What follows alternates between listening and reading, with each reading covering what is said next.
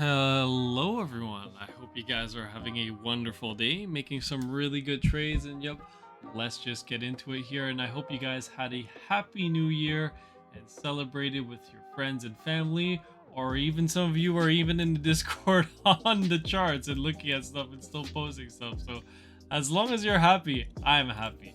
All right, let's just do a few news announcements as we head into 2023. For the next 2 week, guys, we're gonna have a little bit of a sale for lifetime membership inside the Discord. So if you guys want to be gold members and get access to my trades, lifetime is usually 500 USDT, and right now it's 250, so it's 50% off. So feel free to send me a message inside the Discord if you guys want to get access to the gold membership. Um, there will be no sales for the monthly memberships, and the prices will be going up soon. So after the 2 week period as well. So if you guys do want to sign up before prices go up, you still have some chance to lock in that low rate, but it's up to you guys. Nothing is you don't have to do any of that. You can still come join the Discord for free and be part of the community and still get some trades here and there, obviously. And yeah, anyways, thanks for listening to my little announcements, and let's get into it. Let's take a look at the monthly time frame for Bitcoin as we head into January of 2023. We are getting very close to a bottoming green dot right now on Market Cipher. So things are looking quite good for the bulls on Market Cipher. However, we are pretty close to that zero line on the red money flow. So let's pay attention to that. But again, the monthly time frame moves quite slowly. Obviously, it's just months at a time. Let's take a look at the weekly time frame. We are deep in that red money flow, but we are forming higher lows on the momentum waves, which is really something that you want to see. But overall, your major concern would be keeping an eye on that red money flow, especially on that weekly time frame. Daily time frame, we've been chopping sideways right now. Not too much price action. However, I still think that we have a pretty good chance of getting a small breakout towards the upside, as we could potentially get up to around 1800, or probably maybe around this previous high right here, right around 18400. This would coincide with the market potentially rallying in the early stages of January, but ultimately rolling over in late January and headed in February of 2023. I still think we will see more downside in the markets, more pain as earnings come out for Apple and all the other big companies. You can see that Tesla today took some pretty big hits, but let's just finish up our crypto analysis right now, and we'll move on to the equities. So if you guys don't know yet, we're going to do cryptos, then equities, then commodities. So if you don't want to take a look at crypto or equities, you could just skip right to the end of this video and take a look at commodities.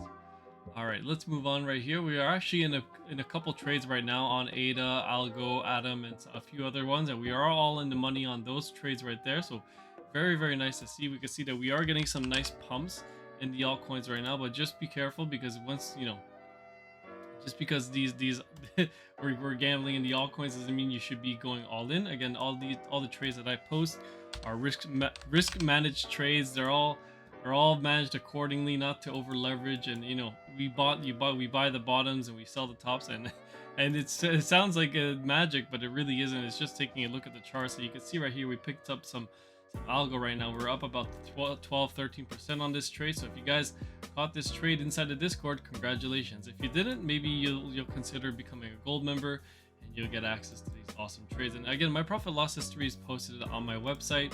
I'm going to do a profit loss history video. We're doing a recap of what we made in 2022 and what we're going to do for 2023, but I'm still posting trades here and there in the Discord. But I'll give you guys an update on how I'm going to organize everything, the account balances and stuff like that. Let's move on right here. Let's start to float towards the S&P 500, the equities, and the indices. So right now, the S&P had a bit of a down day today. Not too much craziness, although Tesla was down big on the day today. We could take a look at Tesla. Again, we had a trade on Tesla. Unfortunately, this one was stopped out at break even and actually went below our entry, which is really nice to see. But because you didn't lose any money on that, and then the stock price goes lower, so you protected yourself against a bad trade right there. But overall, we did get a bounce from our initial buy right here, right around 110, and we floated up 14%. Ultimately, I thought we were going to get a little bit more upside before we rolled over, but right now it looks like Tesla could be headed towards this $91.50 area, which which I would potentially be looking to get into another trade there. But ultimately, my main target for Tesla would be right around 65 to $63. And around, if we don't hold this level here, then we might even go as low as retesting the $20 or $25 level. But I really don't think that's going to happen yet. You never know what could happen. Maybe a full-on capitulation in the stock market, but those are like black swan events, basically impossible to anticipate. But let's take a look at the Dow Jones. Dow Jones best performing index of 2022. Basically, it was only down, I think, well, I mean, if we're looking at year to date, we won't get too much of a accurate result there because we just started the year. So we want to take a look at the 1 year now, and basically the Dow Jones was only down, I don't think it was down 10%. I think it was down a little bit less than that. I think it was down only about 6% on the year, 8%, something like that. I think near the end of the year we start to roll over once again, so that's probably why we're there. But yeah, I guess it was down 10%, but at one point it was only down about 6%. As you guys can see, when the Dow Jones rallied all the way to this level right here, we were only down about 6%. So I guess the Dow ended the year down about 10%. Still outperforming the S&P and the Nasdaq. But the gold on the comparison was actually a very good performer in 2022. Although a lot of people say, oh, it went down 1%. Yeah, well, if you bought the index or the indices, you'd be down 10, 20, 30% because the Nasdaq in 1 year from 2022 to the end of the year, the beginning of the year to the end of the year, we were down about 35, 33%. So this is very, very painful for those who are investing in tech stocks and the Nasdaq. You're actually down significantly more if you were holding individual tech stocks because a lot of them were punished very, very hard this year. Some of them are down 95%, 90%, 80%. So it doesn't just pay to hold stocks for a long period of time. You need to know when to take profits. All right. Moving on here, I still think that, well, not moving up, I'll just basically say, like, I still think that head into 2023, we are going to take out these lows and we will make new lows. And this is something that a lot of people still don't think that's going to happen. They think that we could potentially maybe come back down for a double bottom, and then we're going to go back up to new all-time highs because they're getting all giddy about the Federal Reserve lowering rates. But the only reason the Fed would lower rates is because the economy is in such distress and earnings are so bad, and there's going to be significantly bigger problems than the interest rates being high, right? Let's move on here. Let's take a look at gold. Very excited to take a look at the commodities here. I really want to start off with natural gas. As you guys can see, natural gas absolutely in a free fall right now.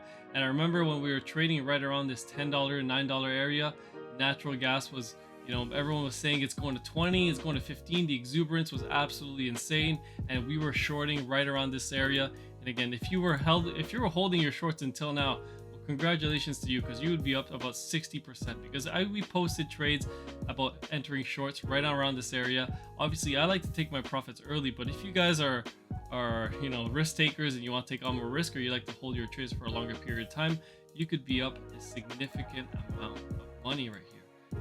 Move on to oil right here, because I think oil is going to be reaching around $65 a barrel for 2023. Once we get around this area, I think we're going to consolidate very nicely, and I gotta hand it to the government of the US. So they did a very good trade.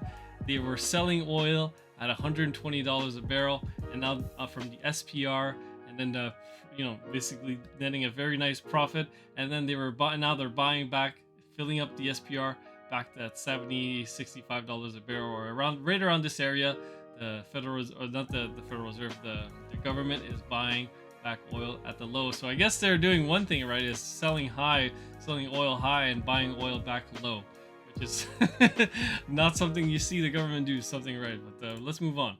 Let's take a look at gold. Gold doing very, very well here, breaking out of this bearish pattern again. This is a bearish pattern. We had a bit of a bearish divergence as well, and now we're just breaking it, validating it, and just moving towards the upside. Very funny to see. Silver is again getting to some major resistance here. I would be very interested in getting into some shorts on silver. We can see that we are almost tagging this level here. We're getting some pretty strong wicks. We went as high as $24.53 today, but ultimately we didn't reach that level. And just to quickly go back on the cryptos, because I did forget to mention something. One of my Discord members did bring this up to me. He wanted me to share with you guys, and he has a fractal right here drawn for Ethereum, and it is playing out very nicely right now. And Ethereum is most likely, in my personal opinion, I think Ethereum will probably go back down to $200. And a lot of people are laughing and calling us clowns and calling me clown because we're doing price expectations for Ethereum and all these cryptos as well.